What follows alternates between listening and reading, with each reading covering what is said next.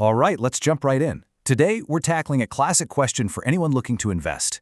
Should you stick with that familiar fixed deposit or maybe explore something like a debt mutual fund? On the surface, they seem pretty similar, but as we're about to see, the differences are absolutely crucial for your money.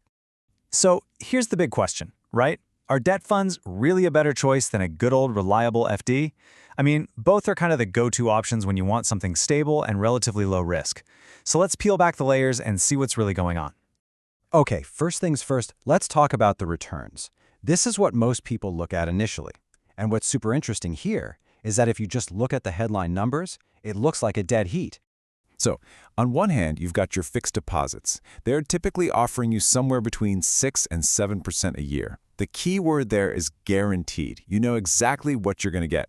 Then you have debt funds. Historically, they've been in that 6 to 8% range. But, and this is the big but, these returns are linked to the market, which means they are not guaranteed. And yeah, when you look at it like this, you can totally see why most people think they're basically the same thing. An average of what, 6.5% for an FD versus 7% for a debt fund? It doesn't seem like a world of difference. They look interchangeable.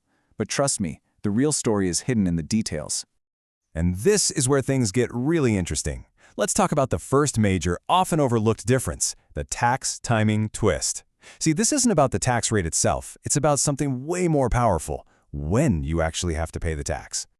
Okay, let's make this super simple. With a fixed deposit, the tax on the interest you earn, it gets deducted every single year. It's an annual thing.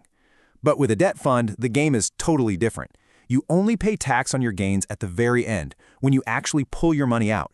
That's a huge difference in how your cash flow works. So why does that timing matter so much? Well, it creates this powerful little thing we can call compounding flexibility.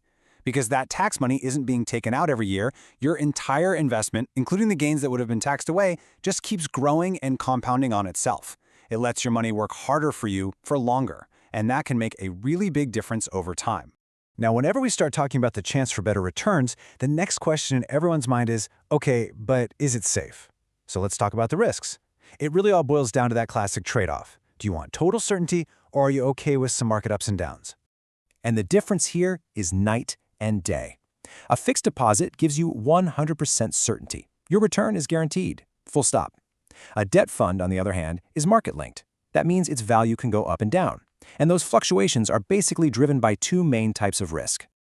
So, what are these risks? First, you've got interest rate risk. All this means is if interest rates in the wider economy go up, the older bonds held by the fund, which have lower rates, suddenly aren't as attractive. That can make the fund's value dip a bit. The second one is credit risk. This is just the very small chance that the company or government that borrowed the money might struggle to pay it back. But, and this is a really important but, it's not like you're just helpless here. These risks can be managed. Smart investors do this by picking debt funds that focus on high-quality bonds from really stable companies, and funds that have a shorter maturity, or what we call short-duration funds. Doing that really helps smooth out the ride. Okay, so we've covered returns, we've covered taxes, and we've covered risks. Let's get to our last point, which is all about the practical, day-to-day advantages that often make a huge difference for investors. It really boils down to three things. First, just pure flexibility. Unlike most FDs, there's usually no mandatory lock-in period. Second, there's no penalty. If you need your money back early, you can typically get it without getting dinged with a fee. And third, you still have that potential for slightly better and more tax-efficient returns over the long haul. So we've broken this down from a bunch of different angles. Let's bring it all home with the final takeaway. How do you actually use all this to figure out what's right for you? Honestly, this might be the most important part of our whole chat. It's not about finding some universal winner. There isn't one. The only question that really matters is, which of these two actually suits my personal needs and my goals? And you can figure that out pretty easily using this framework. First, think about your comfort with risk. If you need 100% certainty, no questions asked, then an FD is your answer. If you're okay with some small ups and downs for a potentially better result, then a debt fund is worth a look. Then think about your time horizon. That compounding magic in debt funds, it really starts to shine over the medium to long term. And finally, how easily do you need to access your money? If you might need that cash back without paying a penalty, the flexibility of a debt fund is a massive plus.